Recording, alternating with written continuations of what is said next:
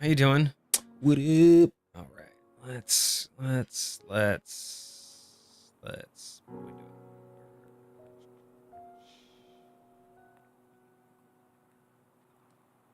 Oh yeah, that's right. Wrong pit. There we go. That's what I needed. Bam.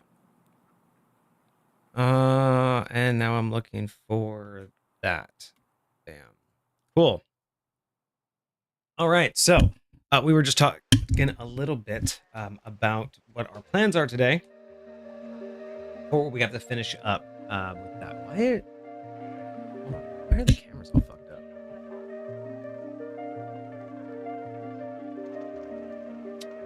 Window? No. Like their placement. Oh.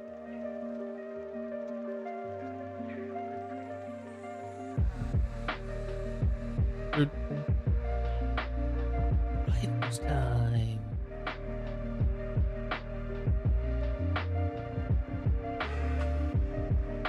P.S. So you got us tripped out on a nice little side quest before we started about trying to get the logo background changed.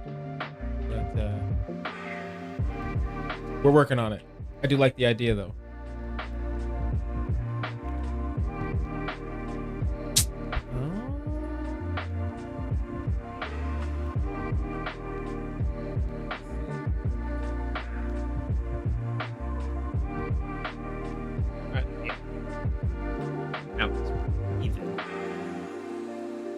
Stevens. Right. Yeah, so today we are dealing with making sure that our damage output, because yet last time we figured out speed, attack ranges. Yep. Verified the map is good, the play method is good. We and then we did action on. Yes. yes. So today we need to verify damage outputs, make sure those feel right for the HP that we have. And then we have already talked a little bit about the methodology we're going to use for establishing AC. So probably just do a static 12. And then everybody will be adjusted. Oh, like from a base there, 12. Base 12, and then different characters based off of either speed, size, or movement type. Your AC augment basically Will augment AC, and then that way we don't have to augment the dice rolls or behind the scenes dice rolls. And then once we do all of that, we will just double check the numbers that we think are good for the ults charges, and then we'll be able to test if that math works when we actually do the full alpha test. Mm-hmm. So as of right now, so let's do some math. And I've pulled up the game here just in case we want to reestablish like where I came up with damage spread so far. Sure. But remember that when it comes to the damage outputs, we are looking at both ability for the character to quickly take down a standard, like Punisher, I think is the standard that they use. Yeah. In like when you're talking about looking at their abilities. Yeah. So when looking at how quickly they can take down a Punisher and how much damage they seem to do and how many shots they get off in a relative period of time. Yeah. And essentially, I've used these little videos as a sense for not necessarily an entire round, but the ideology of how much you could do when it's your turn. Sure. Like, how many shots you would get off. Everyone has kind of the same video clip. about the same time frame. So some people get off a lot more, some people get off a lot less, but depending upon the accuracy, how many shots, and how much damage they each do, we've adjusted how many attacks per round to adjust for that, right? So for someone who's a lot worse in accuracy, someone like Rocket, who has a giant spread, they're going to be a little bit more, you're going to have more attacks per round because you're going to have much more of a hit spread, hit spread. Yeah, but a lot more damage. But you have someone, that are like some of the snipers, they're going to have like 1 or 2 attacks, but they're going to be super high damage because they're going to be, if you make that shot, you're going to just pummel through them. So today is just verifying that these damage outputs that we have are around where we want. And then, from there, we'll just quickly go through those ACs and kind of figure out like what makes sense for each character. I do think there will be few, but some characters that will need a to hit bonus on top of whatever AC bonus there are. Like Wanda, her regular attack has like a huge area in which it just auto tracks people. That's true. We did talk about that. So some attacks will have their own built-in bonuses, as well as, but only because of the way that the way that specific attack works. Like I've seen Cloak and Dagger. When you're on Dagger and you throw one of your daggers near somebody, even if it just nearly misses it, it'll swirl around them until it actually hits them. Right. So that one itself is kind of like a homing technique. And we talked about even like Hela getting like a +2 to hit because of being sniper, like even at far distance. So yeah, that is true. We did talk about that. So we'll probably add those after the fact, once we do damage. So at this point, we just really have to kind of figure out what kind of, I don't want to do too many tests. I want to sit here for hours and hours and test everybody. Sure. But we just have to come up with a couple pairings, right? Just one-to-ones in a sense of, does it feel like, again, what I want to cover is if someone had a perfect round, and we're not talking about crits yet, because we also have to figure out what crit ratios are even going to be. Yeah, I'm thinking 1.5. So basically, I don't think that's going to be a bad idea. I think that's going to work well. Because right now we have, or did we already make crit damage? I think we had an idea for it, but I don't know if we... So originally we had my idea, which is what I do in High Point, which is you get your max damage plus your damage roll. That's what I do in High Point. Okay. But I think it might just be easier to do a multiplier, especially for calculation wise. Because we don't have damage rolls here. We just have static damage that we've been doing. So we're not actually that's rolling true. anything. That's true. So it should just be, So I'm thinking 1.5. We might be able to do 2. But damage output's a lot in this game already. So 1.5's going to make any character already scary. Plus, you have... Well, this might be equivalent, but you already have a lot of characters in here that have abilities that give damage multipliers. Yeah. Right? So if I'm on an ability that is going to give me a damage multiplier, and for whatever reason I crit while I'm in that mode, it's going to just do even more. It's going to, So I think we could justify ×2 damage. I think that might... I think starting at 1.5 is going to be... Especially because we're doing a D20. And here's my reasoning, right? Is if it were harder, if we were doing percentiles, like if our to hit roll was in like, the D100 stage, we could totally factor that in. Sure. But when you're talking about a D20, a crit's 5%. It's 5% chance. It's like, you know what I mean? Like in the sense that it's as equal as any other number on that die, but it's not really that like special. So in the sense that double damage is a little bit excessive, I think that for a 5% chance, even just 0.5, just 50% more damage could be the absolute swing factor. So, interesting question. For somebody like Jeff, how hard / possible do you think it would be to add an increased crit range? So when targeting Jeff, any anything between a 17 and a 20 is a crit. Oh, because he should have a bigger hit. You think he has a bigger hitbox for headshots? For being a headshot, because 90% of it, which is why he has the special ability. But is that actually true, though, in game? Is it much easier to get headshots on him? Very much so. Because Okay. if you're hitting Jeff, you're pretty much hitting his head unless his back is turned towards you. Okay, gotcha. And the game registers that as that crits. registers. Yeah. So I could absolutely see that as something that we could potentially program in 2.0, like we talked about, upgrading the initiative. Mm-hmm. I think we could adjust for that. I think right now, because we're still keeping more traditional to the tabletop, I think it would be fine just to do flat. But I do think that as we get closer to making the adjustments to make these two feel closer together, make it less tabletop, but also not quite fully Marvel Rivals, I think that might be the option to go, is we can make small adjustments to where everybody has minute little things. And that will also be the stage when we do like 2.0. That would be the stage that we could also make better combo adjustments, do better, like, damage over time. And we could just make a lot more quality of life adjustments for some of the different abilities. Sure. So, because I mean, we've boiled a lot of it down. Yeah. So yeah, I think that's a great idea, though. Okay, cool. Long term is being able to make those, make each character really have a hitbox that's proper.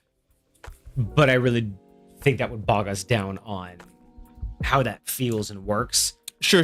Right now, it, just character to character, like, I don't see it being a huge deal. Like, there's no hitbox. Yeah, but Jeff is absolutely the best, like, example. Yes, and we're making characters that look big, easier to hit. Yes, and we're making characters that look small. So, like, he would probably have a plus to his AC just because of his size. But I do agree that would make the perfect sense that he also has a easier crit range. Sure. So, and I think, and that would probably be the best way to do it, is like his crit range is 17 or higher. Sure. Which would be absolutely easy. If you tell the game, I'm attacking Jeff, it immediately knows to register. Like, yeah, easy programming. Sure. Yeah, that might not even have to be something we wait on. So definitely keep that in mind. Okay. It's not something that I was planning on doing today, but we'll fair enough, definitely, once we get into the planning phase, we'll figure that out. All right. So we're going back. So let's do some set and testing. So let's just pick two characters that we feel will be a good representation to see if they attacked each other and, they each were pro players, right? Sure. How would it feel if these two just jumped in and blasted every attack they had on each other in an instant? What's a good matchup to see? Does it feel right? Or alternatively, is there one that you're just like, look, I know for sure this character can't kill this character, so let's see if in our game if they can't. Like, what I'm saying? My first thought is Squirrel Girl versus literally any flyer. Okay, just because Squirrel Girl has the hardest time hitting flyers. Okay, but that's going to be more of like against Squirrel Girl rather than against the Flyers AC. Yeah, we're talking about like the damage output though. When you're thinking of like, if you're thinking about like, hey, this person jumped in and this pro player is playing this character, they walk up to this one and they just unleash everything they got. What's a pair up that you think would be a good test? Or do you think you're just like, I know what I expect, so let's see what it does? I will say, if you're talking about who do I think can't kill, I think anybody, there are probably some DPS that would probably be able to do it, but like, say Moon Knight versus a solo Groot. Okay, let's check that out. Right? So I don't think Moon Knight would be able to take him out. Okay. One-on-one with his health, because he's so chunky, man. And unless you're doing a lot of ricochets with Moon Knight, 1v1, just those hits.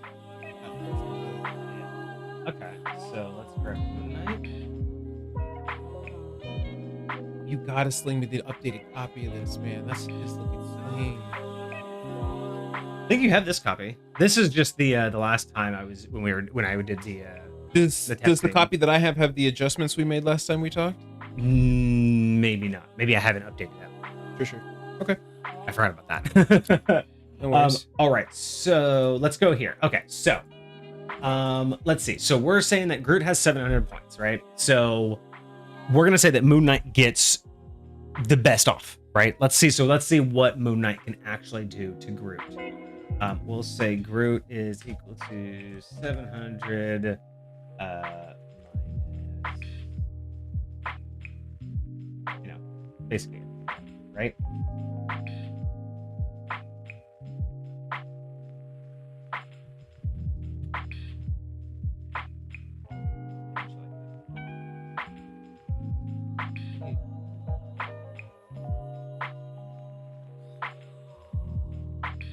Oh,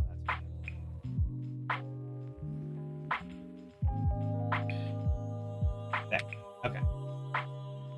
I wasn't in work mode, so fair enough. I feel you. Perfect. All right, so he has 700. Let's say round one. Moon Knight's gonna come in, and we'll say that we've delegated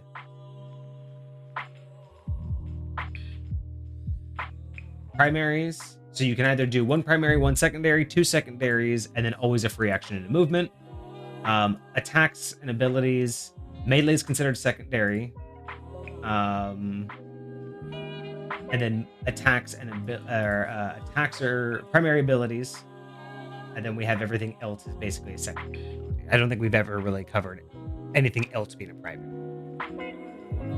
Other than their actual primary attack, most of their other abilities are considered a secondary. There was talk about a melee like being considered either a primary or a secondary. I think that we decided secondary. Makes perfect second for that to be. Yeah. So far all of that is.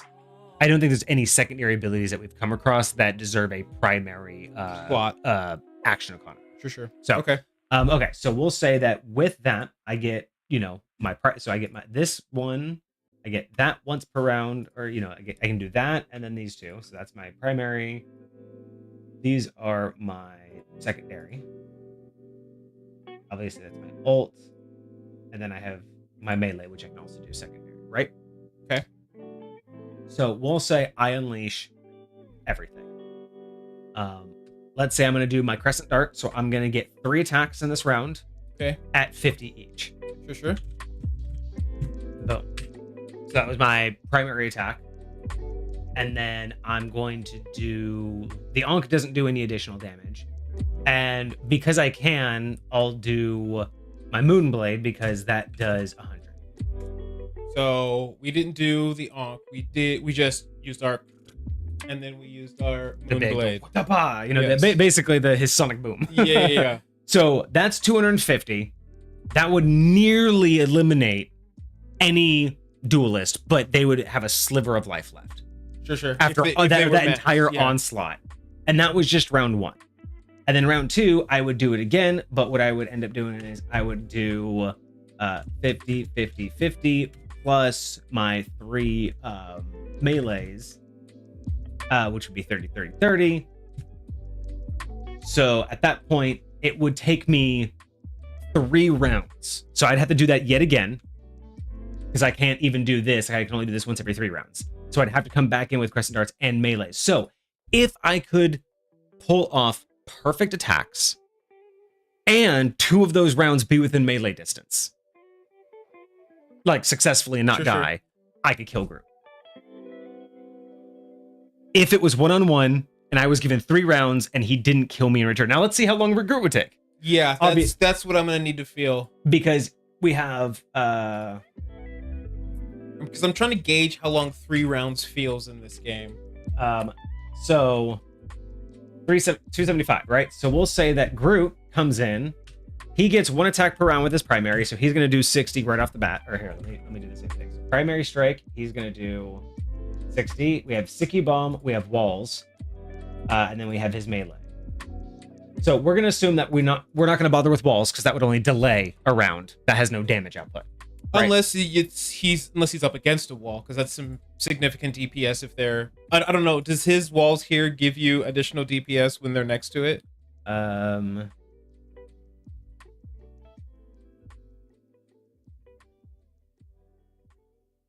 Because I know one of his walls gives you shields, and the other one gives you damage. I think we have HP loss on both. It's if you're touching it, it's 75, and then for the small one and the large one, it's no, those are just its health points. We do not have damage loss for the walls right now. Okay. Right now we don't. We just have distance that you can cast them at. So we haven't figured out how to playtest that. Okay. I've got a somewhat simple idea. Just basically says very similar to who is it? The torch. How it's like you have to be adjacent to his like line or whatever. But like when you're adjacent to it, it gives any damage that's done to you a plus something. I don't know how easy that would be, but it gives any damage that's done to you a plus something. I could also see like if you're in a square within 5 feet or adjacent to it, when it activates, you take a damage amount, and then if you end your turn or end the round next to it, we can simplify it that way. Those two things could give very basic damage. So it's only activation, and then at the end of the round, not the start of the round. Sure. So just at the end of the round, you'll take damage if you're still next to it. But on activation is the only time it'll do it, like on the time, and that would be super easy to program. But we'll say that's not happening because those would be lower damage anyway. So we'll say he's going in for the kill. So he's going to do his 60, and then he's going to do. Did you just get one of those? Yeah, that's only one per round because that's his like kind of long range one though. He has like he has 30 on that one because it's that his vine. Yeah, his vine whip thing. He only remember his one punch. He's pretty slow with it, so he only gets one per round because it's relatively slow. Sure. But that's not the same as his melee. That's why it's also he gets huge distance on it. But he does 60 points, which is one of the higher runs. And we can also maybe change that. That might actually be worth 75, but I'm pretty sure it's not that much damage. I'm pretty sure it's just a very slow attack. Which one? His main vine strike.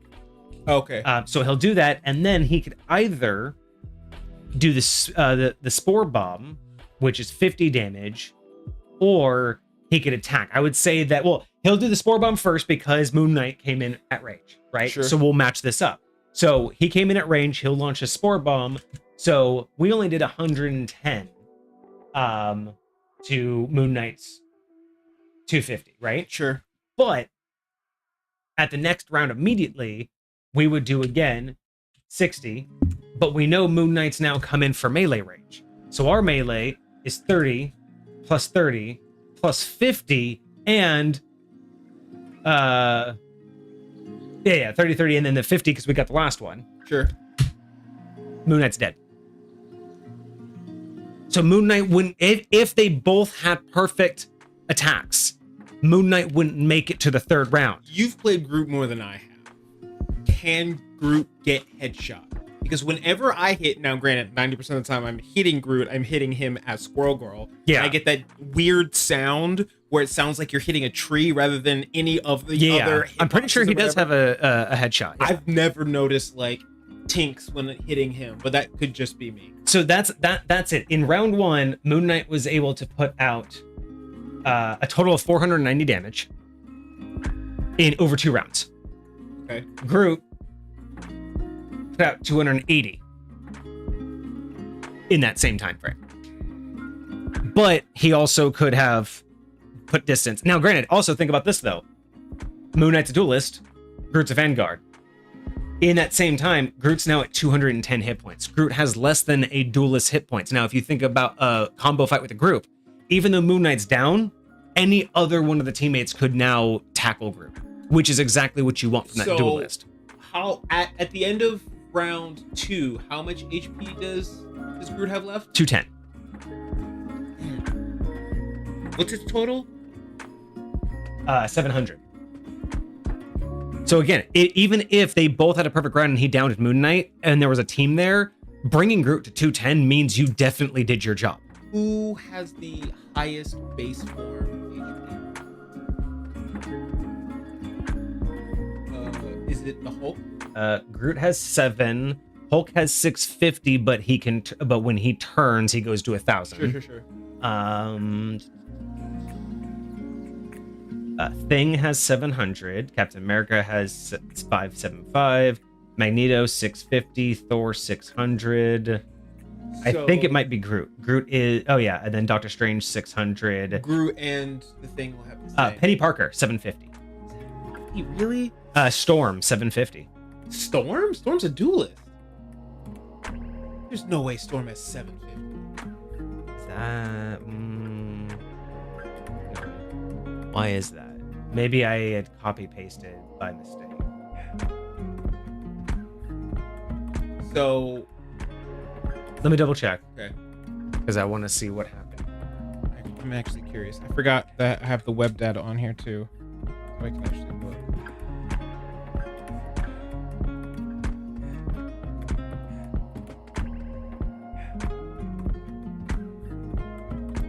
Unfortunately, like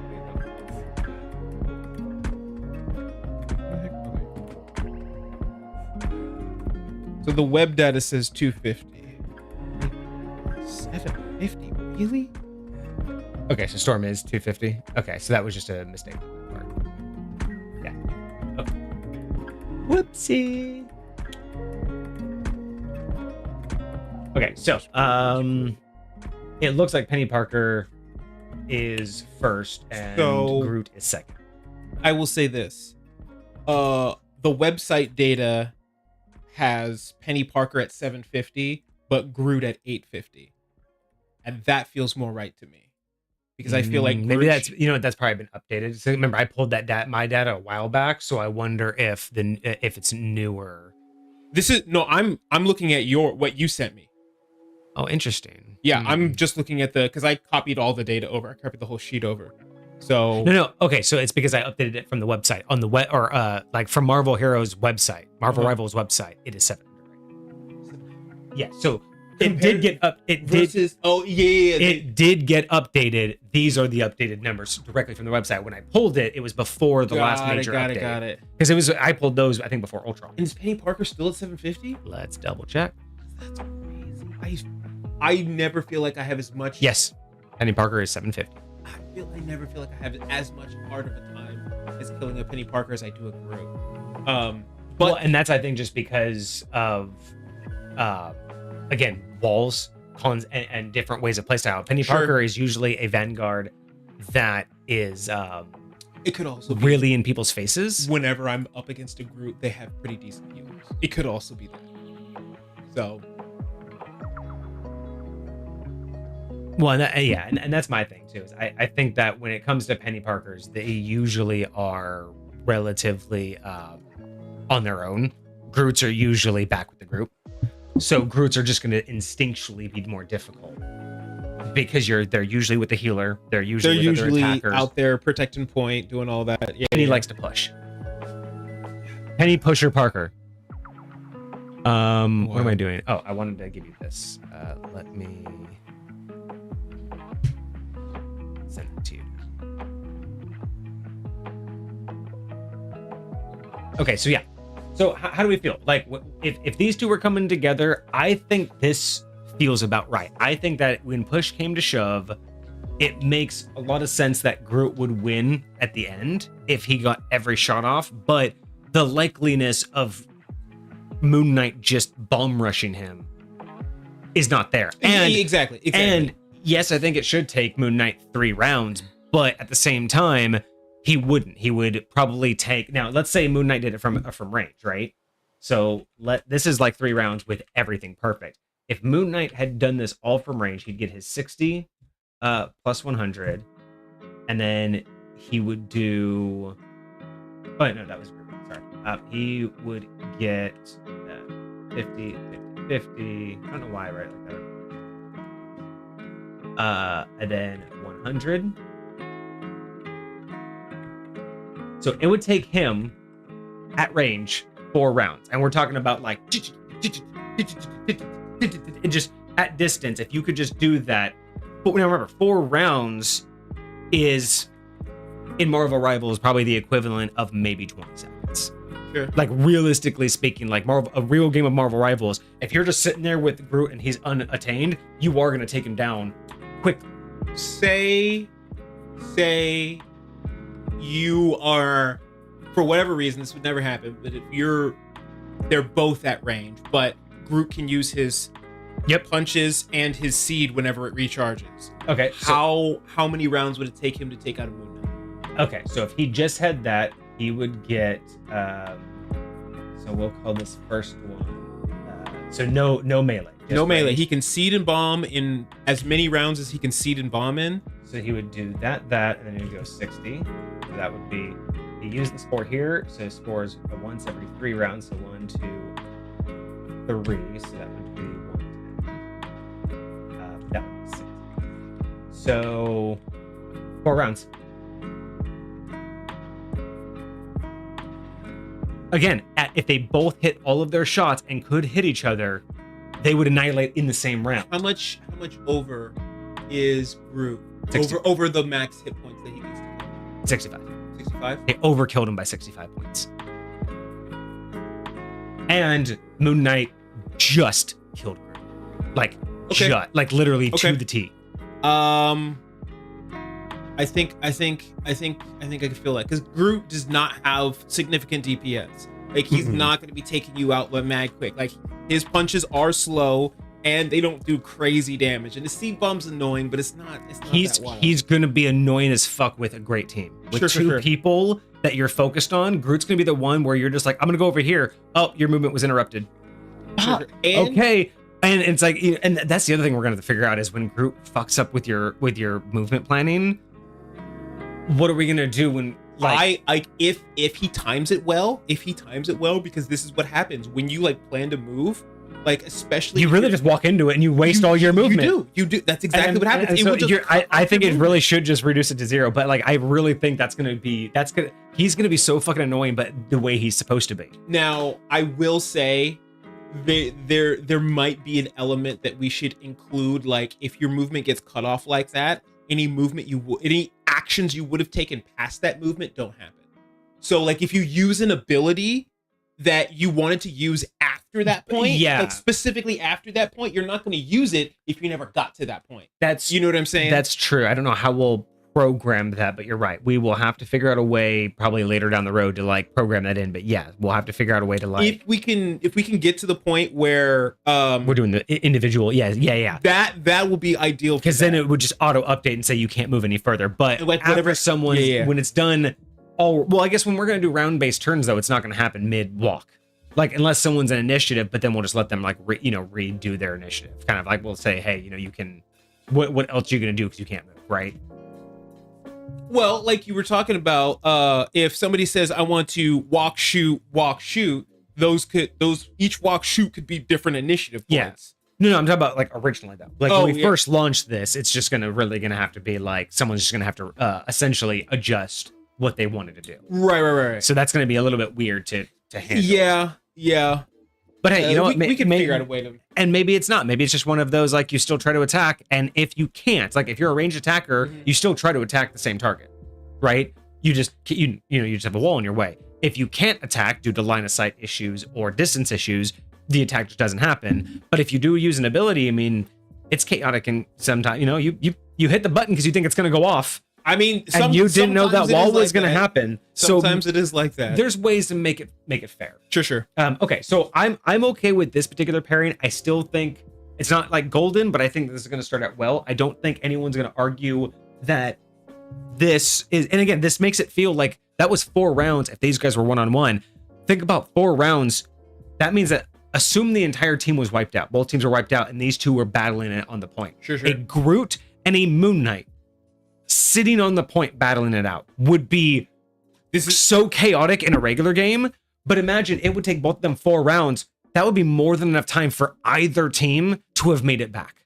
I will say in this particular scenario, Groot would have likely dropped walls on each one of those single punch turns. Absolutely. And then had additional damage that he was doing. And it would have forced Moon Knight to move and regain positioning. He could there's so much more that could have happened here. Sure. And that's where I'm thinking absolutely the fact that these two could have duked it up for 4 rounds makes me happy that it's not at least so far there's no obvious people are just going to be being down and every I round. like that it's likely that at least roughly around the 4th round is when your allies would have started coming back in there and then helped made the deciding factor on whether which one of these guys is walking out alive, because they're both almost dead. But once your team comes back, how well they do, how well they target, how well they and this is also assuming perfect hits. Sure. Yeah. This is also not assuming that one of them didn't miss one shot. Right. Because that could just also, if Groot had missed one of those shots and one of those punches, that would have added a whole extra round. That could have been the end of Groot. So that's where, okay. So who would be the next pairing that we should do? Soul, you got any ideas? Any two that would really make a good model for this? I'm trying to think as well. So we're trying to figure out like damages, right? Yeah, we're just trying to make sure that damage versus health makes sense on a scale of how do you combo, right? Like how do you use these abilities, and is there any that we know that should be uber powerful, or any that we know that shouldn't be, but we're worried that they look like they might be too much? I will say, or do we just again want to push it to the alpha test, like the actual testing phase? What do you mean? Like, just are we comfortable with what we see and just push this to the actual when we get a game rolling? I think maybe one or two more. I would like to see what it feels like, two tanks going at it. Okay. Let's see. Let's do Thing. I like Thing. Thing and America, because they're kind of two punchy boys. I was thinking Thing and Hulk, but okay. Let's pull Hulk. I feel like a lot of Captain America's tankiness is because of his mobility, not because he's actually tanky. But his shield does help out a lot, like a freaking lot.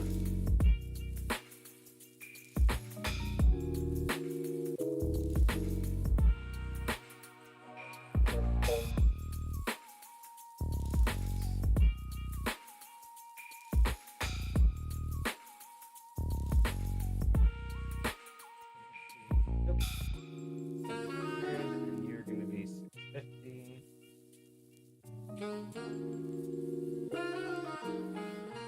All right, so first thing we want to test is what?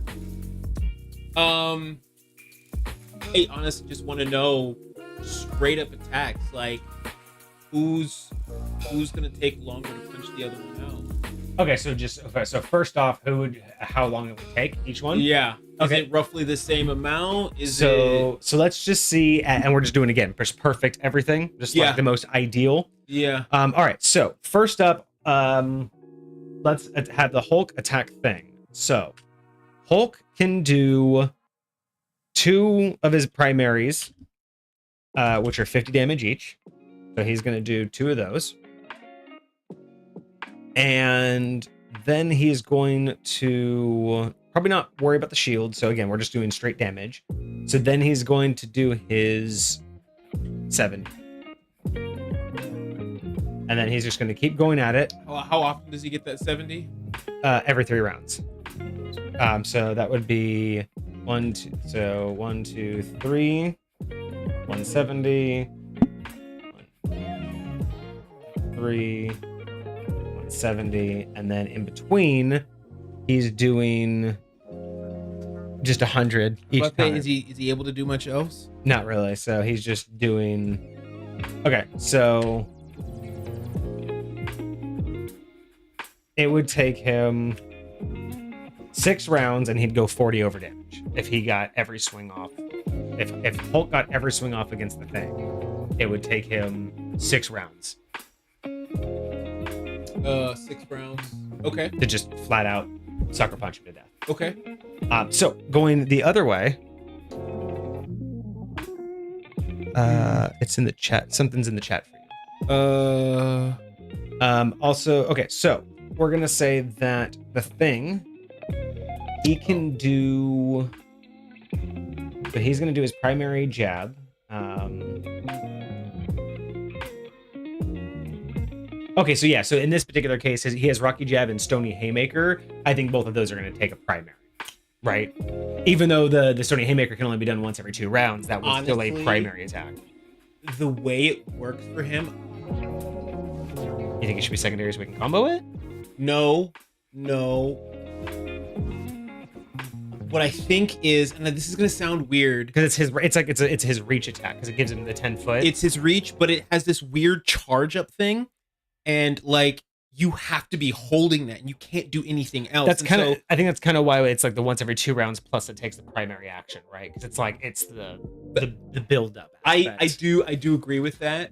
I was almost thinking, and tell me what you think about this. I was almost thinking. Like either like if you start it in your initiative, you have to like when you do this move, you can't do any other actions. Oh, gotcha. I'm okay with that. Yes, so that's what I mean. Keep that on. Keep a note for that. We will program that in. Some charge attacks should negate a secondary ability. They're a primary attack and they negate a second. Same thing as ults, because ults do the same thing. All of the other abilities.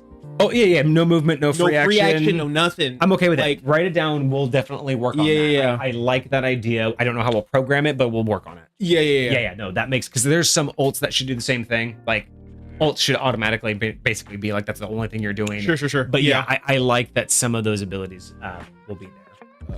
That's okay. for thing. So he's gonna do 75, but he's gonna get 5 attacks. So he's gonna get all of those, and he gets the thing, or he gets 5 attacks with 75 per hit. Yeah.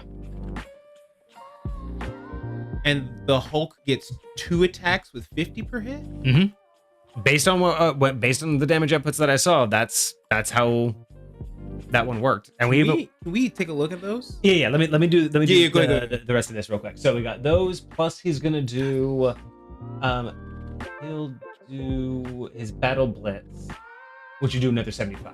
Was it the shoulder charge? Well, no, that's the street charge. That one is a pathway that he does multiple damage. The battle blitz looks like he has a range of 20. Elevated targets only. He doesn't get to do that. That's elevated targets only. That's that's the jump. That's the leap thing. Yeah. Well, I mean, theoretically, he can do that to anybody. Is there a reason it's only elevated targets? I thought it's like a jump ability. I thought it was a jump ability, but only hurts elevated targets. But he just uses it to jump. So there was a time you could only do it to allies and it gives them a shield, but now you can do it to enemies as well. I thought it. Oh, well, there's embattled leap. Reduce damage by half, and you and your allies within 5 feet of landing for 1 round. That was the embattled leap. But the battle blitz is when you target a flying enemy to actually like hit them in the air with it.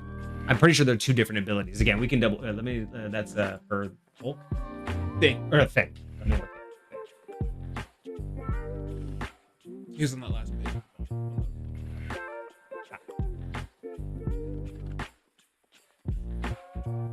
Yeah, so the leap is when he does that and then charges like with the that's ally.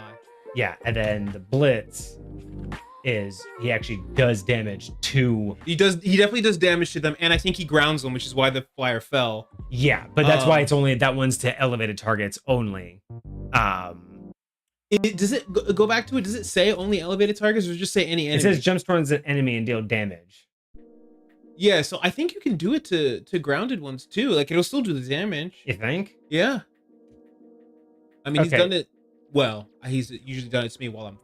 So how about reduce speed to 0 for elevated targets only? That will be the difference. 75 on hit, but only elevated targets are reduced to 0 because they fall. Cool. That would make a lot more sense. So in that particular case, he gets his other 75.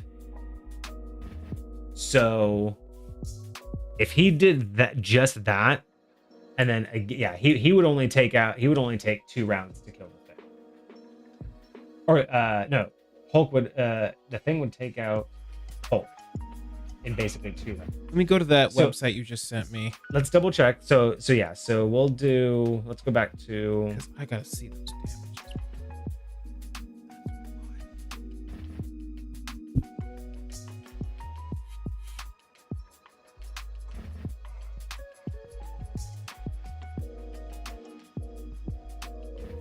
Because you got to think, look, this is where I got it from, right? You watch Hulk, like he's slow, doesn't do really a lot of output per hit.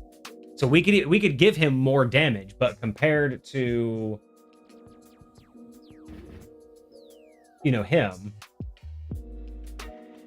he's also doing actually really.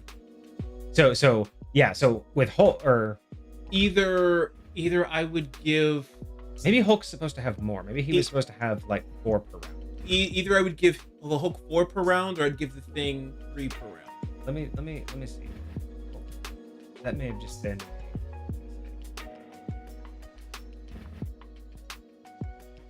Yeah, that should be 4 per round. I don't know why that's 2. That definitely. If that's way more, that's more like 4 per round. So, in that particular case, so 4 per round. All right. So he would have done.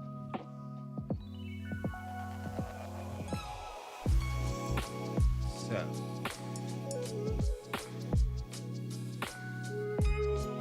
And then he would have gotten that extra 7. And then, so he still would do 2. Okay, yeah. So it would take the Hulk 4 rounds and just barely 4 rounds because he'd do over 240. Sure. So he would only need 1 of his attacks in the 4th round. In the 4th round. So now going back to the Thing versus Hulk. So the first round, he does massive amounts of damage.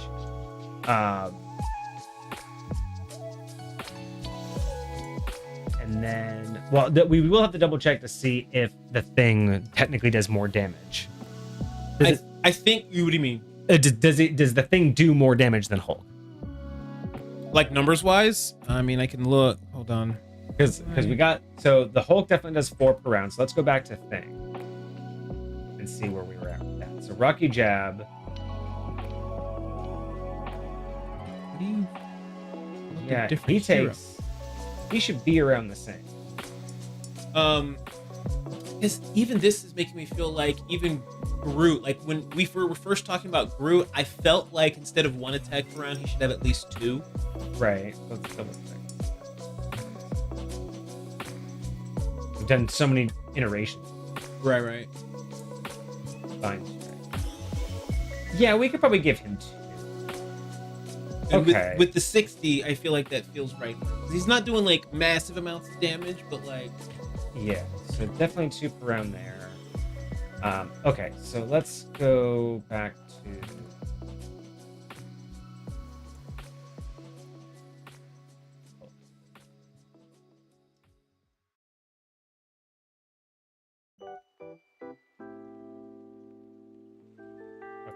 So just over the 4th tick after 4 attacks. So let's double check Thing.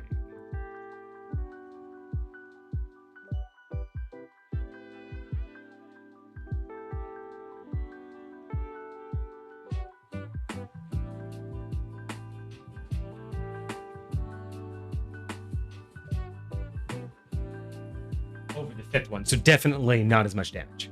This one's 5 ticks, whereas the other one was 4 ticks in. Okay. So he is doing less damage. So we can say then that if Groot is doing 2 attacks per round, or I'm sorry, Thing.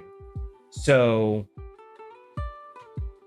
Thing is, I think these should be switched. I think Hulk should be doing 75. Because that would... No.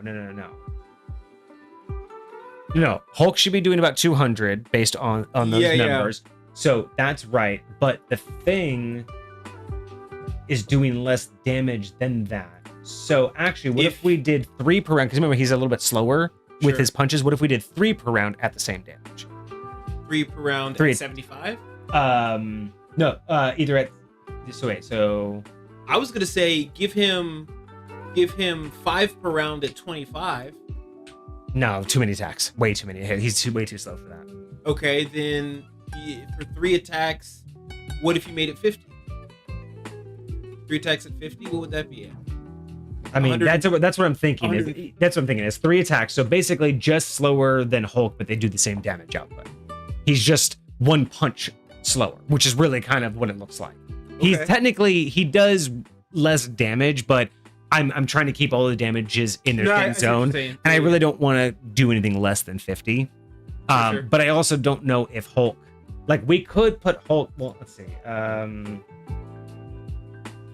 No, see, I don't see Hulk shouldn't be able to kill a duelist outright. That's why it has to be at 50. I agree. So then, yeah, we'll have to just do 4 at 50. So you were thinking about putting the 5, which would be outright. No, the thing gets 3 per round. He's gonna get 3. He's gonna get 3 per round. He's gonna get at 50 damage, but he does do adjacent targets. So it's just gonna be 50 across the board. 50, sure. Yeah. Yeah. There we go. That's how we're gonna do it. It's 50 to both sides, and then his stone haymaker should do a little bit more. So I'm saying that that's 75. 75 to 2 adjacent targets. Or you don't think you could do 100? We can do 100. I think we could do 100. I think it should be that would balance amount. More out. Yeah. Okay. So there. So the stone haymaker does double, and that can be done once every 2 rounds. Okay. So let me grab that for the thing. Back up here.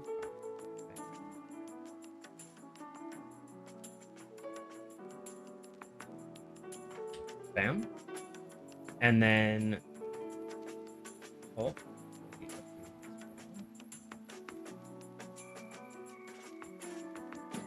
I like this. And this is why we're doing it. This is exactly why we're doing this right here, is because I knew my original ideas weren't going to be guaranteed. Okay, so now, but it's a really good point to start because we're feeling it out, and it, yeah. Okay, so now wait, let me go back to Hulk real quick. So now that we've adjusted that, we're saying his heavy blow. This is 50, 50, 50, 50. So what is this? That's about 75. And yeah, that's we're gonna bump that up. Boom. Cool. And I think these are still good.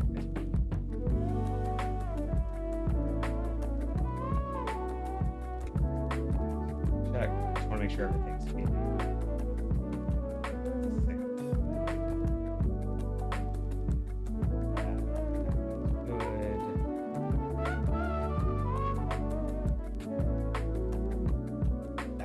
Yeah, no, those are great. Okay, so let's restart this battle now with this new number. So Hulk versus the Thing. He's gonna go all out. He's gonna get 200 plus 75 in the first round. What was the 75? That was his gamma ray burst. Boom. Yeah, he's gonna do that, and then he's gonna do 1, 2, 3. He's gonna get to do that again 3 rounds later if he even gets there. But the next round he's gonna do 200. And then he's going to do 200, and then he's going to do his gamma ray burst and do over 50. Doesn't really matter. So even if he's running away, gamma ray burst his ass in the back. Sure. So it'll take him 4 rounds, barely scraping in the fourth. In the 4th round, he's barely surviving. Okay. Now, Thing versus Hulk. He's going to come out strong with 150 for his primary attack. Actually, you know what? Yeah, that's still better than his haymaker. Haymaker gives him a little bit of range, right? Gives him 10 feet. Like he can jump up to 10 feet. But it's the Rocky Jab gets multiple attacks, whereas the Stone Haymaker 1 hit gets more. So yeah, so he's going to do 150 there. And then he'll do his... actually, we'll say he did his Battle Blitz first. So he still gets the 75. He jumped into the Battle Blitz and he slap. So okay, no, I like that. Got the 75, did that. Again, we're looking at like the combos here too. So round 1...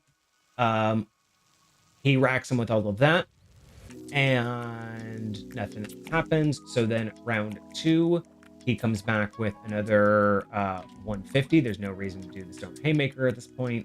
And he's really only going to get the 150 again. Because once every... Oh, yeah, but he's going to be able to do the Blitz once every 2 rounds. So 1, 2...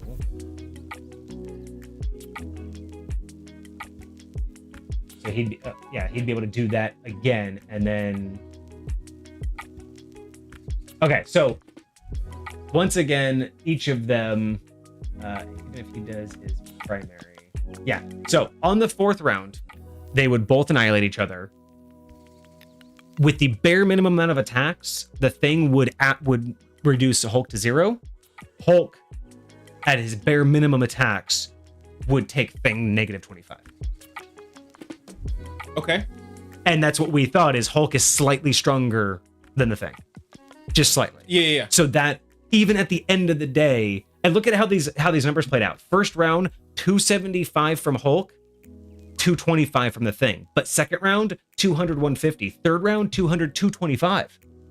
Because the thing's, even though he's weaker, recharged faster. Which one? The jump? That Battle Blitz. He was able to do that again. Oh, okay. Because that recharged faster. So technically, overall, he does less, but every now and again in that one round, he'll be able to do more. So I think that's good. I think that's pretty solid for these two against each other.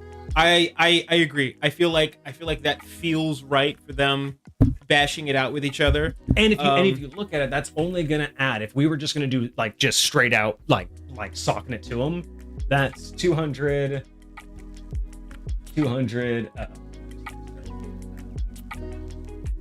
Just max punches over and over and over again. Yeah, it would take it would take 4 rounds, but all but 2, and then half his attacks. Versus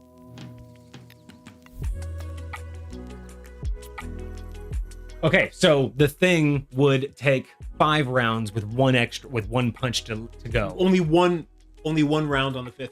Yeah, only one attack. On the 5th round. Yes. Okay. But the thing would take Hulk out fully in 4 rounds. Okay. If they were just duking it out, which I absolutely believe. Agreed. And that's, again, this isn't even doing ults. This isn't even doing anything else like that. Like, absolutely, ults just kind of change the game, literally change it. But no, I think this is working. I mean, looking at these numbers, I'm not seeing any issues here. I mean, it's harder to adjust for healing, but I think, again, that's going to be an alpha test thing. Like when we actually go live with the alpha test, that's when we'll be able to test whether or not we have the HP. Okay, so I think damage is good. I think our numbers are fine. Kind of like what we saw with the thing, I think we'll just figure it out over time. Unless we want to sit here through every character. Sure. There's just too many possibilities. I think we'll just have to adjust those. But once we have it all in the background, those kind of numbers will literally just be pointing. I can just change those on the fly. Okay, so let's talk about AC a little bit more so I can get those. So when it comes to AC, we were thinking a base 12. Now, the reason for base 12 is because we can't adjust for everybody's skills with PC or controllers, right? We don't have any ability to judge your skill sets, like you would on an FPS. So we have to kind of have a bell curve, and having it down in the middle is just a little bit too easy. I mean, anybody who's played TTRPGs, any kind of tabletop, like having a base 10 is just like it's 50-50 chance, right? It doesn't feel great. So at least we'll bump up the skill ceiling to a 12. A base 12 at least means that you are on the more difficult end of things. At least it's pushing it into, you have to at least roll a 12 or higher. So it's not stacked in your favor. Yeah. But from there, each character will have their own varying adjustments. So these adjustments will be for things like speed. Speed can adjust it by 1 up or down. Sure. Size can adjust it by 1 up or down. And then other characteristics can adjust it by that. And the idea being that these will stack for various characters. Some characters will get some won't get any. But the idea being that they are meant to represent how easy those characters are to hit in the game. Or how difficult. Like, all flyers get a +1 to their AC. I would agree with that, but would they get that same +1 against other flyers? Yes, just because even in the game, both flyers being on different levels still makes it a 360 battle compared to anyone else. So I think that, yes, all flyers will get. So with AC, it's a base 12, and then we'll just have some basics, right? So we'll go flyers get a +1. Okay. We'll say, now, do we want all Vanguard or just some Vanguard? I would say, and Because there's only some that would too hard, but I feel like it would be easy enough to just say large characters and then just give a specific characters a categorization of large. Yeah. Okay. So size large, -1. So flyers get a +1. Size large gets a -1. And then size small gets a +1. Right. So whatever. Rocket Raccoon, Jeff. Yeah. Yep. We'll do that. And then there's other ones where, oh yeah. So speed is a factor. Sure. So because most characters are speed of 6, right? Sure. So I don't think there's any character that is under a 6. Because like Wolverine's a 7, so we can give him a +1. Thor is a 7. Well, no, because they're not that fast. But Luna Snow is an 8. I would say Luna Snow. Okay. I would also say I would say Scarlet Witch. Who's the girl, the sniper, the Widow, Black Widow. Black Widow also runs faster. Let's see. I just know that because those are the only two that when we're running out of spawn, they run fast. They will pass me when we're just regularly running. There's a 7.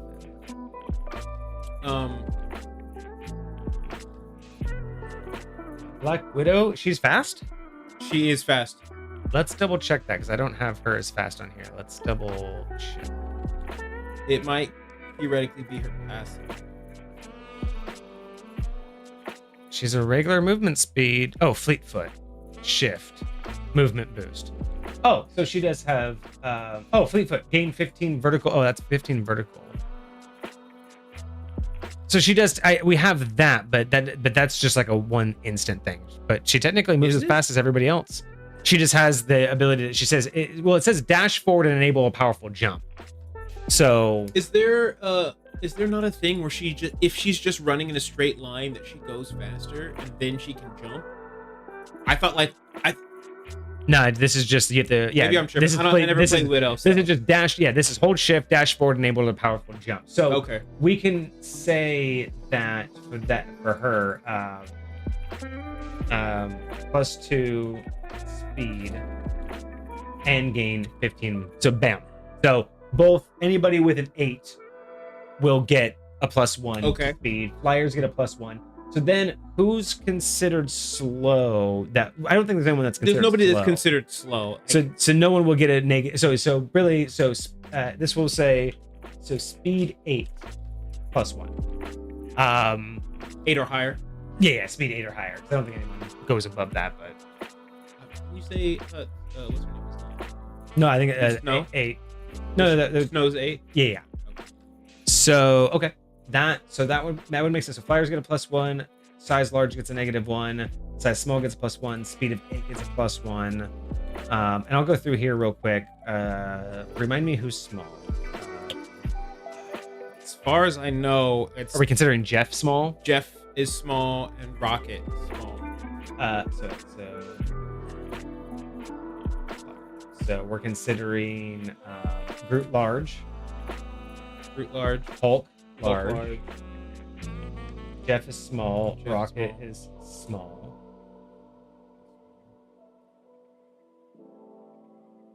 Thing is large. Would you consider Captain America large? No. Would you consider Wolverine large? No. Magneto or Thor? Magneto's pretty bulky. I don't know, but I mean Thor kind of, but I feel like Magneto's way more of a target.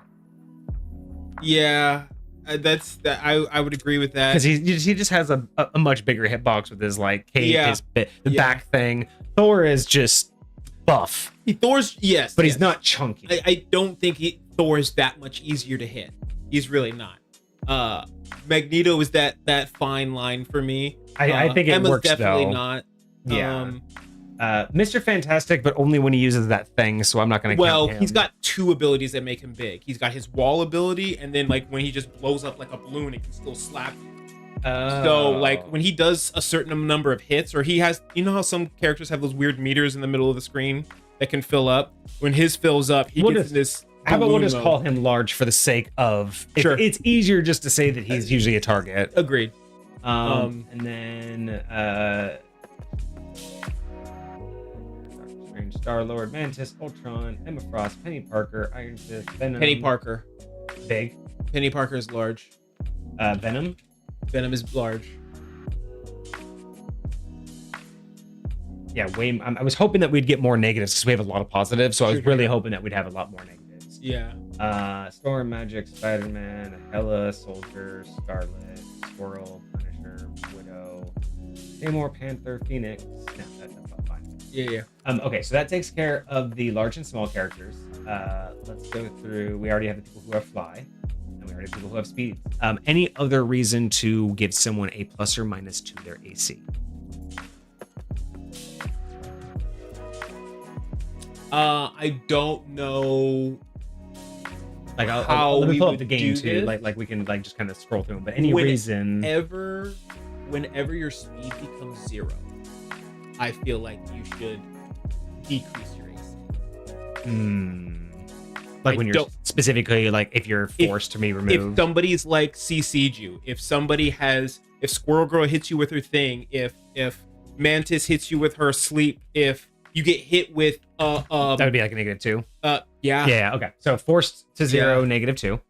All right, I like that. Yeah, that's pretty good, actually. Yeah. Okay, cool. So if that's gonna be our AC, let's talk about to hit. What are we just gonna leave this to like who should get bonuses to be able to hit? We've talked about this. Like there's gonna be some Scarlet some Witch for sure. So like because those are like hold on because you hold the trigger down and whenever somebody comes in range they get hit. Gotcha. So like they just get hit and the range in which they can get hit in is fairly wide. Yeah. So let's go to Scarlet Witch real quick because it's like a pretty big like open hitbox. She's not really like a now, I will say, I think you tried to account for that in her damage / hits per round. So if you want to keep it that way, we can do that. So we don't have to worry about it. So with Scarlet Witch, she gets the Chaos Control, right? That little thing. It's 50 damage, but she gets 6 per round because you do have to hold it, but you can get off of it. But I do think that should come with a plus to hit each time because again, you're holding on to it, and the really only way to get off of it is to get a distance, right? Sure. So I definitely think that we could, but it is like a damage over time, which is why I wanted it to be multiple. But how do you feel about that? Like, should it really be 6 or should it just be like 4? Because right now she's able to do. I will say that sucker melts. Like right now she can do 300 damage if she does it all. So because I'm thinking like 50 over 6, or we could do 100 over 3, or we could do 75 over 4. But again, how likely is it that once she's on you it's gonna come? Yeah, like that's what we have to adjust for is once she's on you, if you don't break distance. Because she's not really, like you said, she's not really like it's not an insta hit, but once she's on, you know what I mean? Like, so it's hard to say. It is kind of weird because like in game, it feels like an auto hit, like there's nothing you can do about it. Like, but if you move around too much, you will come off, right? Yes. And that's what I want to adjust that's what for. The roll is for is like if you're tracking of the target. So the question is how much attacks per round will make sense to replicate you needing to like track the character? Because I'm not thinking like 6 sounds too much now that we've talked about it, but 2 is definitely not enough. Sure. So it has to be 3 or 4. Like we're in that 3 or 4 range, like 3 at 75 or 4 at 3 at 100 or 4 at 75. And I kind of like 4 at 75 because since it's damage over time. I agree. Yeah, I think 4 at 75 makes a lot more sense. 4 at 70. I was thinking between 4 and 5, but what does 4 at 75 get you total per round? 300, which is what she's always had. And that's what it was before. Yeah. Okay. I think that works. And then we'll do 75. Okay, cool. I think that's totally fine. But we were saying that for her, She's also gonna get a +2. A +2 to attack. +2 to hit. Yeah. Yeah. Because it's just Yeah. I mean, I wouldn't even mind giving her a +3. Like, honestly, because again, you basically just have to be within range. Okay. And what is the range on that? 30.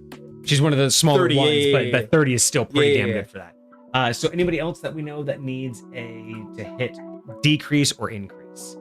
So Moon Knight, Do you think Raccoon's regular attack should have a decrease to it, or do you think the spread that we gave it is decreased enough?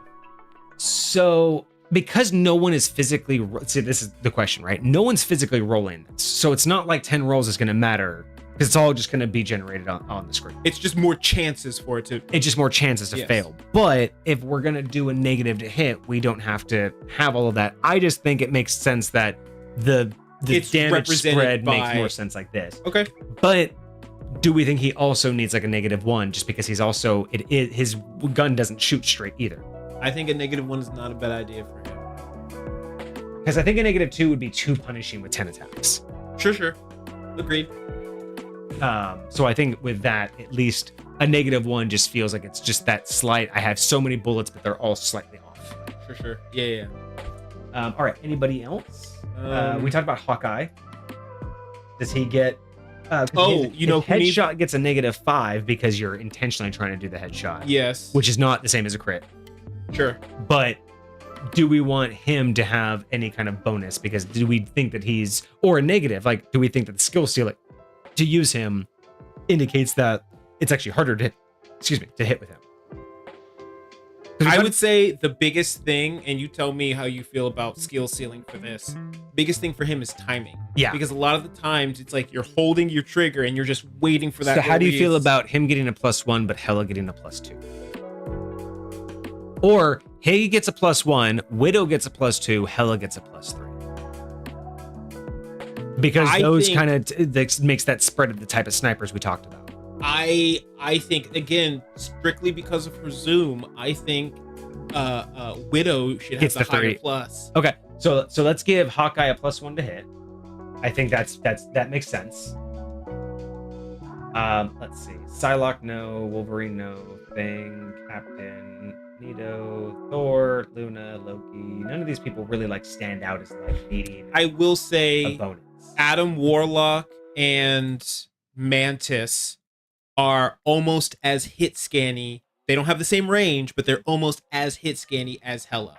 Like when you pull the trigger, like it's there. So I would have give a +2 or at least just +1. I would give a. What are you thinking? Mantis a +1. I'm debating on. I'll give Warlock a +2. He's a bitch sometimes. He really fucking is. He's a bitch sometimes. I'll give Warlock a +1. Strange, no. Star-Lord. I think Star-Lord's fine. I don't think he really on his ult. Or what are we saying for his ult? What does his ult look like right now? Gain flight, 8 attacks per round, and advantage for 2 rounds. So for 2 rounds, he gets 8 attacks each round, and they have advantage. I think that's fine. It's not a plus. It's straight. You try twice. Like I almost think you should have both. I almost think you should have both because you should see the way these bullets bend.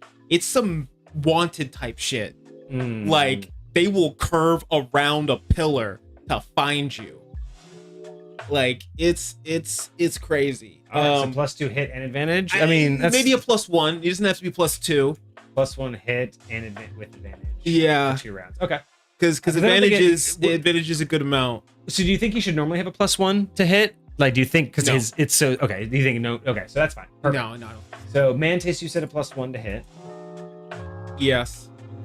Ultron, Emma, Penny, Iron. I almost want to say Punisher. I think Iron Fist. Which one of his attacks that like homes? Remember that one that kind of like, as you attack, it kind of like you could follow like a flyer into the air with it. Oh, that's his primary. That's his primary attack. I think he needs to have a +2 to hit then, because he kind of legit. I mean, it is melee. But does he have a little bit of range with that? Because it kind of dashes you towards him? Only on the single target, you get a 15-foot dash, but his main one, no. But I still think like a +2 to hit. Sure. Yeah. Should we give him 10-foot reach because he can kind of leap a little bit with his main attack? I don't know if it's possible for us to set it up this way, but I only think like how many attacks does he get per round? 8. Because he just ding. I would say I don't know if it's possible to do this. Every 4th attack should get a little bit of range. You know what I'm saying? Because it's only every so often that you get that little dash towards them. It's punch, dash, punch, dash. So it's like if you're moving away, some of them might miss as they're moving away, but one of them's gonna dash you to them. You know, so but again, there's 8 But it's attacks, usually this, so, but it's also usually the same target, so the target's not gonna be moving that much. But sure. Yeah, well, because you I think the plus you got can the make up for 15-foot leap that would Yeah. also, you pair that together and then bam. Okay, cool. So +2 to hit for him. Venom, Storm, Magic, Spider, Hella. So Hella, we're saying that she's getting a +2. Okay, real quick. I just thought of this. Maybe this will work. Maybe it won't. But, and I don't know how we'll do this in game, but it kind of feels like, say, somebody's moving, and Iron Fist wants to attack them. Iron Fist like moves with them. Because like a lot of the do you think that would be possible to like make work? It's like, I don't know if we'd want to make that work though, because it's like, does the player want to do that, right? Or because we do that with the point. We are going to program them with the point because that's the idea. that is true. Because but I don't know if you could want like the enemy lure people into traps that way. Yeah. Okay. So okay, maybe we'll not. we'll table that once we get to a stage where we can test it. Fair enough. Although I will but- say they do like baiting people into certain things, and sometimes people take that bait. Anyways, All right, so Hella's going to be a +2 because we want Widow to have the +3 because yeah. they do. She also has like ridiculous range. Yeah. She's the across the map. Like good Hawkeye players can also go across the map, but it's because of their skill level that they can go across the map. And we'll do this straight shooter. So her ability is speeds reduced to 0, increases red rifle damage by 25, so it goes to 100 hits.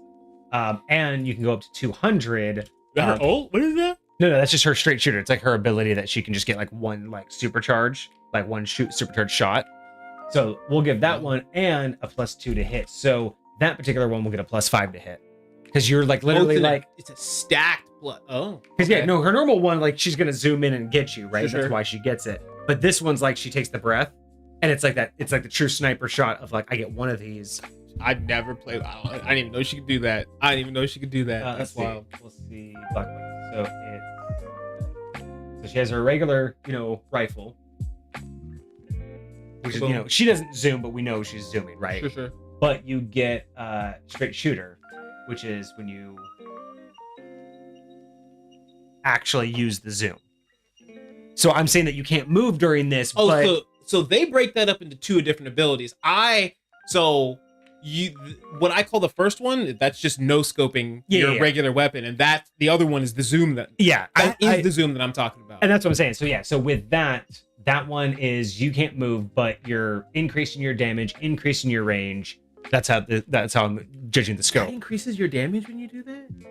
Because you can hit better, like you're more likely to hit the target like in a better prime spot. I'm just trying to adjust for. Oh, I was curious. And I do think it does do more damage, right? So we'll say one attack here. I think it does. I mean, I can't hear it because I don't know if they're hitting headshots on these or not.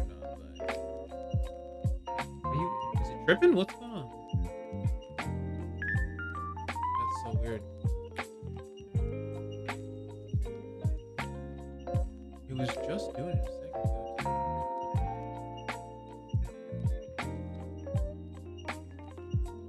You are wild right now for that. Hold on, let me see if that page is still open. Okay, yeah, that doesn't do very much. So let's see if when she zooms in. I want to say that. Oh, this is wild. What is going on with the computer? See, yeah, she's able to get headshots, so maybe that's what I just assumed, that it just will do more damage. Okay. So again, we can adjust that later down the road. Sure. But I still think that being able to say that you can straight shooter, So if she can do red rifle 3 times per round, do you think she should be able to do straight shooter once or twice per round?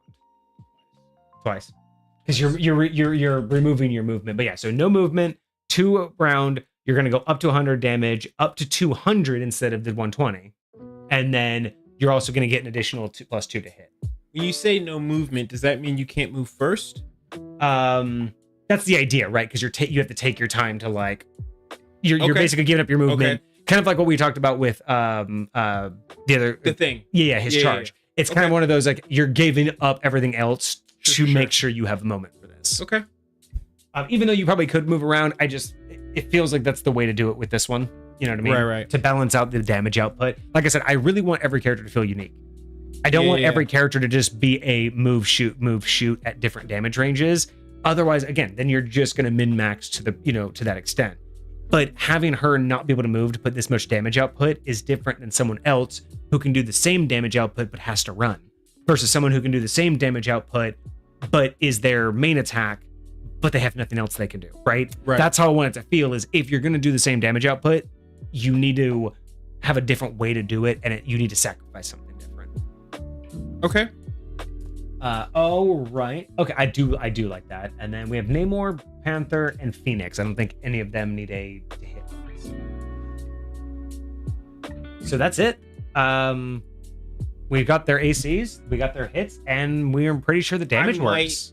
I might give Phoenix a +1. You think?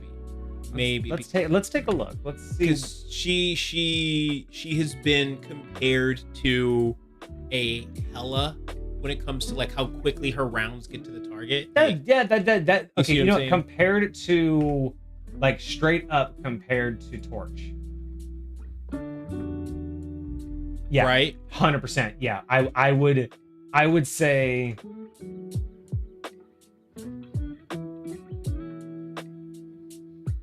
she can definitely get a +1. That's pretty good. Actually, that really does give a lot of characters some unique nuance. So now the question is, does any character have a plus and a negative? I don't think so. I do not think any characters had any negation, but let's find out if any characters had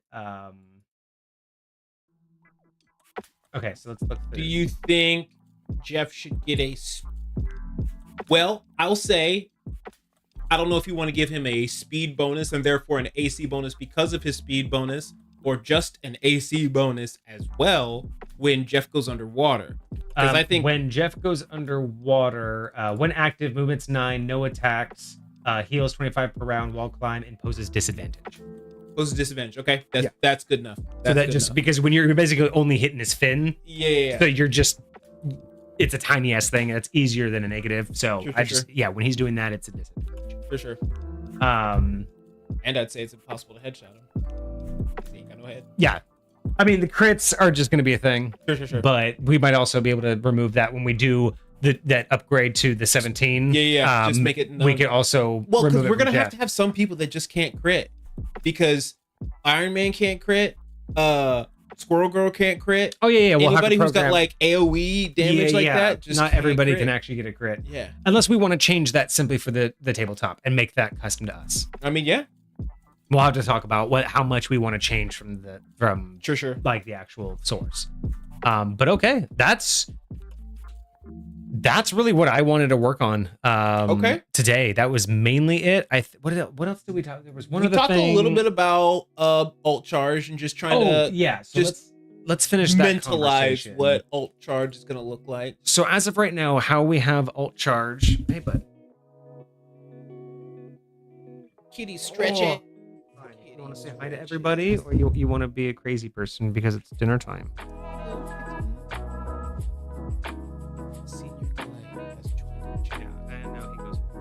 All right, so right now here's how we are running alt charges. 10 charges in order to use it. So you have to across the board. Yeah, so basically you get 10 charges, kind of like percentage, like because most games are on percentage alt anyway. So this is basically just chunks of 10%. So 10 charges, and then you can use it. And then it basically acts as a primary, but Like other activities or other actions, once you use an ult, you can't use anything else that round. Like it is your ult. Yes, I will say it might depend. Or do you think it should just be a primary ability? I definitely think it should be a primary ability, and I think that some of them would definitely have that effect. Yeah, like someone like Scarlet Witch, you're not getting anything else because of the time frame. Oh yeah, Jeff's, Venom's, you don't get to do anything else. But other ones, I guess Iron Man, it's just a one shot. I will say he does have a similar call out to Scarlet Witch.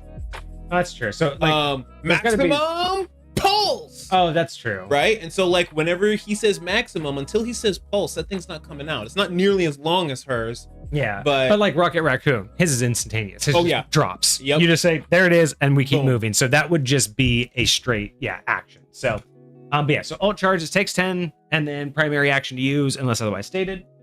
And here's the way so far that we've looked at how they'll be earned. So you get 3 points, 3 ult charges for every elimination. So when you were the final hit.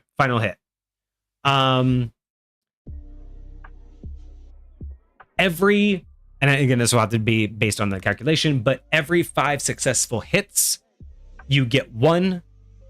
This may have to drop down because this may charge ults quite fast for some characters that have 10 hits per round. So one more time. It was basically 1 for every 5 successful hits. 1 for every 5 successful. So some characters only have 1 hit per round or 2 hits per round. Some characters have, like Rocket has 10. So does that mean he can charge his ult super fast? I don't know. But again, we'll have to judge based on that. So I kind of don't mind it though. Like, because again, Rocket's one of those kind of people. Yeah, you got 10 per round, but you also have a much harder time hitting per round. So, and he doesn't feel like his ult would be devastating if he was able to charge it pretty quick. Yeah. So we'll have to judge that. But right now, that was kind of my first initial idea is 5 because at least it takes about 3 rounds for everyone to do that. Now the question is, for somebody like motherfucking Moon Knight, who's got all these chains, the chains don't count. Okay. Only when you roll the hit, any additional damages don't count. So any initial hit or any rolled hit. Any rolled hit. That would be any successful rolled hit, you get that. Okay. And then on the alternate, and then this is where it really definitely changes. For duelists, it would be every 3rd instead of every 5th. But those good numbers can be adjusted. But the idea is that as a duelist, you're intended to hit. So you're encouraged to attack. Because I'm pretty sure we added healing for So the next one is with you get 1 point for every 6th damage taken. So every 6th time someone hits you, you will take 1. You'll get a point. Is that for everybody or just? But for Vanguards, it's every 4th time you get hit. Okay, so it's better for Vanguards. Okay. Because you're intending to take damage, right? If you're a tank, you want to be attacked. If your healers keep dying, you're not doing your job. You shouldn't get rewarded for that. But that does mean that tanks will gather ult just like Rocket would gather ult fast, right? So it does show the spread of they get the ult faster in their particular style. So right now for duelists, it's every 3 successful hits.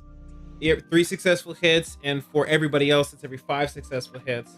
Then for damage, it is 4 and 6. 4 and 6. So every 6th damage instance taken versus every 4 damage instance taken. For Vanguards. And again, Vanguards are likely to get hit at least 4 times in a round because they have so much damage and they're going to be focused. If you're taking that many, we've proven that for most duelists, if you take 4 hits, you're probably dead. So it's kind of that idea that, Vanguards will get it, but they'll probably die before they get to use it kind of thing. Sure. And then the next one is kill assists. So if you attack someone and someone else eliminates them in the same round, so by the end of the initiative, you get 2 points because they're going to get 3. So you're going to get 2 for the assist. If that person is eliminated before they get healed in the following round, you only get 1 point for the assist. Interesting. Okay. And that counts for anybody who did damage to that character. So if everyone on your team damaged Groot and your one person took him out, everyone's getting points. Now, the question is, does it reset everyone who assisted if that person gets healed? Any healing resets the counter period. Got you. So if you attack someone and then immediately get healed, your assist won't matter that round. The next round, the assist is gone. Okay. Just because healing, until you do damage again to that. I really think healing should be that definitive cutoff between these. I very much agree. Because again, even if I attack him and take him to half, and he only gets healed a little bit, you had to take down part of what I did in order to keep him alive. So therefore, I didn't get the full assist because you still needed to. You know what I mean? It's just that whole thing of I didn't do as much as you needed. I agree. I think that makes a lot of sense. And I do like the idea of being able to get the assist on the following round and not always on the same round. Sure. Anything after that is I feel like it's too much time. Yeah. But I think a 2-1 is really good. And then for healers, because for healers only, every third successful heal. So just like every third successful attack for duelists, healers, every time you successfully heal the third time, like because you have to roll to hit for heal, every time you do that 3 times, you also get a point, just like duelists get it for every attack. What did we say about Jeff? Because I'm curious if he can successfully heal 3 people on a turn and just get that every turn. Well, he has 5. But he's got a cone, right? Well, his cone is like he doesn't auto hit anyone in that. That's just his targeting range. Right. So with all of those 5 attacks, he can hit anybody that he wants in this cone with those. So he'd still have to hit his attacks. He'd still have to hit all 5. But this way, duelists do what they do best. They get, they get bonus for attacking. So if they hit 3 times, but a healer takes 5 if they're attacking, but only 3 if they're healing. So again, they're being rewarded for that. And it's better tactical that way. That way, everyone still charges ult somehow. Mm-hmm. But you're going to charge ult subliminally, whether you like it or not. Yeah. But you will charge ult significantly more if you play your role. For sure. And I think that's what we need. Stuff like that ingrained is going to help everyone play the way that the tactical aspect of the tabletop should. Do you want to give any passive charge, like every 3 rounds you get 1 tick or something like that? I don't want to do that until we test it because I don't know how quick they're going to get ults already. Or if we get through a whole game and no one ults, yeah, we're doing passive charge. Sure. But if people are ulting, basically like every 3 rounds, when maybe it's fine. Well, even that every 3 rounds might be a lot, but we still want people to be able to ult. I don't necessarily think everyone should ult in a whole game, but at least both teams should have ulted at least once, if not twice. Like, if you're playing an entire game, even if you die, you should, if you're playing the game from beginning to end, like the length of time that game lasts should give you enough time to at least have That's what I'm saying. I would be surprised. I would not be happy. I would be happy if more often than not you got 2 per team. Not necessarily always get 3. But if on average both teams got at least both of them, got at least 2 ults each, I'd be happy. Because that at least could for the the tougher games, right? Like they could just be a difficult game or a quick one, right? Maybe people are just plowing through. Sure. I would prefer it if there's at least 3 each, if not more. Like, maybe this team got 5, that team got 3. I'd like everyone to at least ult once, but I don't want to force the game into guaranteeing ults. Because I know that people are going to be waiting for ults. Yes. Because even in game, that's a lot of the times you're like, hey, I need a good grouping. I need to wait for a good time. So maybe we should when we get into the full alpha test, maybe we should we'll think about this is as we see how the ults play out, maybe we should try to gear them towards a certain, not a guarantee, but a certain amount to we can say like by halfway through the map, we should have given you enough to where 3 people should have ulted by now. For sure. So that way, by the end of the map, more than enough time for at least 6, if not more, depending on how good you're playing. But I could see that where, maybe based on the map, maybe we give them a couple points per benchmark, or maybe every so many rounds. I could see the benefit of it. Depends upon, is this going to be too fast? Because again, if every character is getting 2-3 points a round, and the game lasts, I mean, again, it depends on how long the games last. We don't really know. That's going to be the bigger tipping point. If the game only lasts 10 rounds, we need a lot more. Well, I mean, we when we first started talking about it, we kind of were like mentally gauging that. Like, we're the lightweight plan is to have like a little countdown for like how long people have to like select what they want to do. It's going to be 60 seconds in between, and then however long it takes us to narrate. I'm guessing as of right now, the way the map is built, we're sitting between like a clean run without too much like, delays is about 10 to 12 rounds based on just the distance alone. Like how far they could move just per round. Physically get there. Yeah. So we're looking at about a 10 round, even at a good solid pace. So any delays. So that's what I'm saying is like, I'm not worried that we won't see ult. It's just, is this game designed to pump them out at a comfortable rate, or do we have to inflate? So because if between selecting what you want to do and us narrating what's happening, each round lasts about 5 minutes. Yeah, we're looking at what would you say, 10 12 rounds?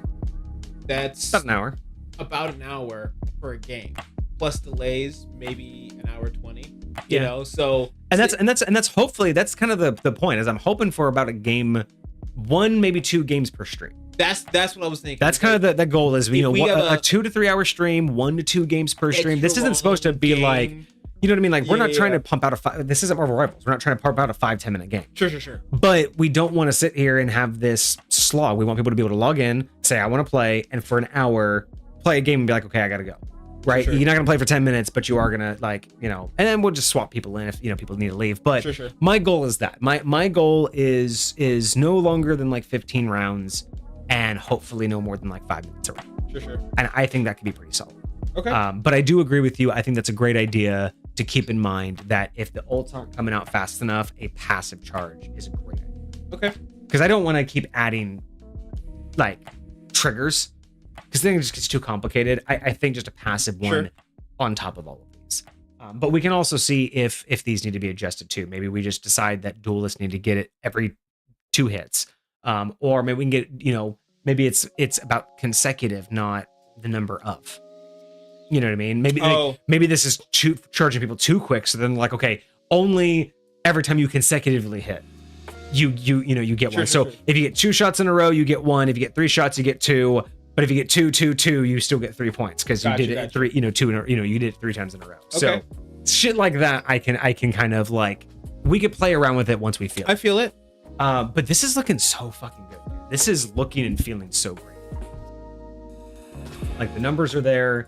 Now that we have the AC, it's really now way easier to start racking the numbers. Like, yes, at this point, I think I really do have enough to start talking to a developer for the next phase, but I really want to get to an actual alpha test where we can actually sit down and try to play around. So I'll see what I can do like over the next week on developing a way that it would be easy to track and easy for us to actually play through it. But I don't know how that's going. Okay. Like, to smoothly do it on stream where we can set, like, you take a team, I take a team, and we just sit there and be like, okay, I'm gonna do, like, really try to see what it would be like round for round, calling out what's gonna happen. Yeah. And choosing, like, how to do it. And then, we'll be able to roll. Like, we got our dice, so we'll be able to actually roll. We have all the numbers here. Oh, heck yeah. So it would be, I'd like to see this thing actually play out a real round. It would probably take us about 2 hours. I'd like to see what a real round is. And we're that close. Like, we are so close to actually playing a real round of this. That's going to be sick shit. I love the alpha testing that we're doing. I love what we're doing with it so far. But, dude, I am truly so here for it. Yeah, and that's fucking awesome. I think, and then we'll test crit damage. Right now we have a 1.5, but we'll test crit damage to see if that'll be important. Because I feel like, now that we're looking at some of these damages, right? Like, with a crit hit, that would mean that, so like, Moon Knight, his regular attack is 50. That would mean that on a crit, a single attack would do 75. Like, that's the kind of, when we're talking about 1.5, like, that's the kind of damage input is, for every 50 damage, you're doing an extra 25. That's huge. You know what I mean? I mean, if you're doing 100, now you're doing 150. Like when you know, average health, I mean, Human Torch only has 250, right? So doing an extra 50 damage when you're, you know, when you're someone like Groot could be a huge deal. Sure. To that and that right there, those crits could be that turning point of like, hey, he has 150 points of damage. I'm Moon Knight. I'm gonna, you know, Moon Crest him because, you know, he's at distance. But oh my gosh, it was a crit. I actually took him down, and that could be that sway. You know, right. But I don't want it to feel like crits are just melting. You know, I don't want it to just be like, oh, crit, you're dead. Sure. Because that can also just feel a little bit. Because again, you can't spam it. Not like you can guarantee crits, right? But yeah, it can feel like hurtful when it's just like, well, damn, there's just doesn't matter who I am, just a crit's a crit, right? And I don't feel like even in game crits are that powerful. Sure. Not unless you get a couple in a row. I'm looking. I don't think any melee characters. That would make sense. There's no actual like crit mechanic for. Yeah. Because it's really only headshots. Like headshot is the crit, right? Yeah, for them, yes. Yeah, we'll have to just write that in of who can actually like justify the crit. Okay. All right. Cool. Well, I'm super excited. I'm very happy with where we're at, how much we've developed. So yeah, just stay tuned for more. We will keep on developing this. I hope you guys are enjoying what's going on here. And I know I am. I am very much looking forward to all of this. While we're chilling here, let me get you an updated copy. Yes, please.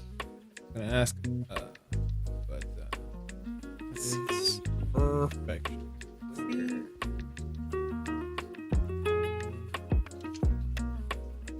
Question is, where did I put that? Share. Oh, you sent it to me, just a DM in Discord. Okay, I thought that we had it. It would be cool. I mean, if you want to have one that you update in the shared drive, that's fine. But if you prefer using Excel, which I totally understand, because for right now, God bless America, if only Google Sheets was Excel.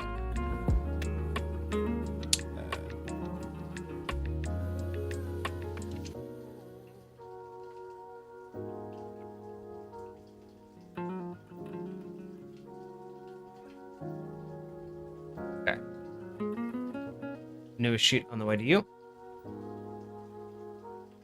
All right, well, that's going to be us for today. We will be back with more. We have a regular review on Monday. More OSR to come. It's getting very close to launching. We're basically about to do an alpha test now. I mean, I guess we can do alpha testing now. So, like, actually get into it. Yes. Get in there. Yeah, what else is going on? We have a community stream coming up that we have to plan for. Oh, that's right. That's for September, right? Yeah. Dang, they earned it, that's so we have to plan that. So we'll talk about that on Monday, and y'all will have the new community stream for October to vote for.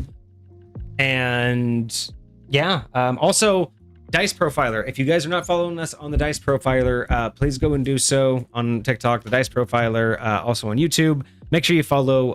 Some stuff is going to be coming up very, very soon. I have been working behind the scenes to do finally some collabs. And surprisingly enough, the first collab will actually come from the Dice Profiler.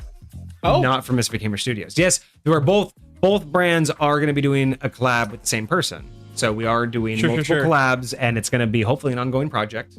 But that's what's up. Just like a one-time little like thing. Like we have multiple things planned. I don't want to talk about too much because we're still in the development phase. Fair enough. We're going to be hopefully maybe doing something here in the next week or two. But yes, we have collabs coming with both channels, and the Dice Profiler is going to do its first personalized profile. So we're working with a way we're basically going to have a D20 sent in. We'll customize. We'll do a live with the person. We'll roll the die. We'll get the personality done. We'll package it. We'll send it back to them. And yeah, so we'll do a live there. We'll do some shorts together, and then we'll also do some potential skits or other types of of stuff on the main channel. So okay, cool. Looking forward I love this. to that. I love this. Just been kind of something I've been working on slightly in the background, but it's finally coming up. So pay attention to that. But yeah, we're really just trying to get, once I get to 100 followers on the Dice Profiler, we will be able to put the website link actually on there. And once I can do that, I'm hoping for a little bit more traffic on the website. But next month we'll also have some more dice. I'll get more product, so we'll have, you know, more to do shorts with. Sure. And just more content. So it's a slow burn now, but I'm glad it's launched. It's just now getting to that stage of getting people to know about it. But that's where the collaborations are going to come in. So pay attention to all of that. Damn, so I never got to your points. Let me change that real quick. And what are we doing on Monday? Monday. That's actually what Sol and I have been talking about in our little homebrew chat. We have Monday. Druid subclass from Mr. Sol. It is I was just looking at it. What's it called?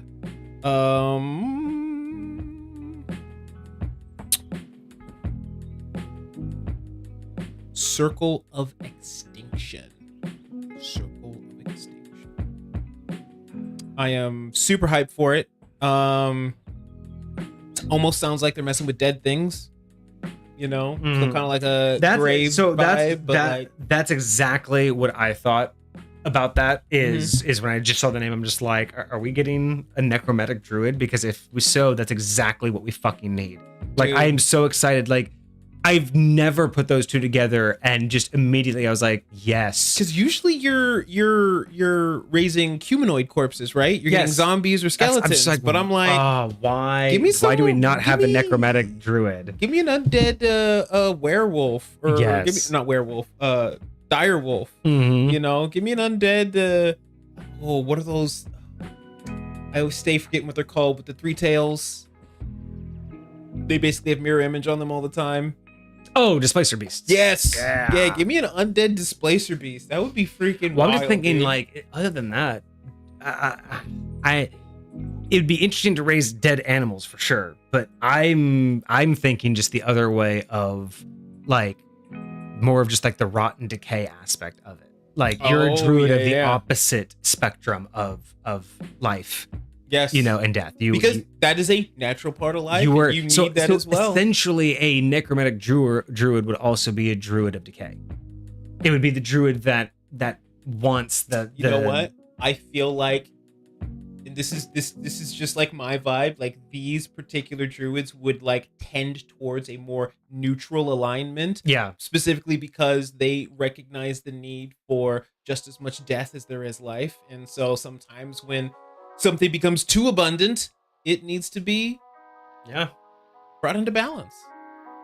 I don't know. Yeah. Interesting. So we will check on that. So yeah, join us Monday for that one. Otherwise, I hope you guys had a great week. I hope you have a fantastic weekend ahead of you. And I hope you guys have a good holiday if you have the Monday off, because I do. So enjoy your weekend. Same. We will see you back on Monday and look forward to more OSR. Cheers, y'all. Deuces, my friends.